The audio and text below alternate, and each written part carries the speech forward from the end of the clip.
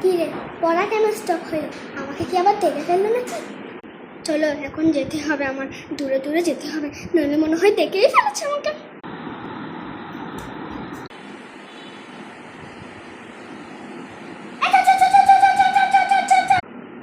কি হয়েছে?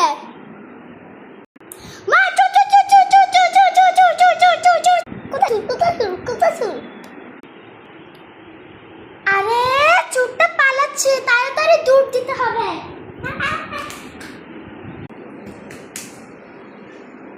ওহ, কোনো মতো বেঁচে গেছি।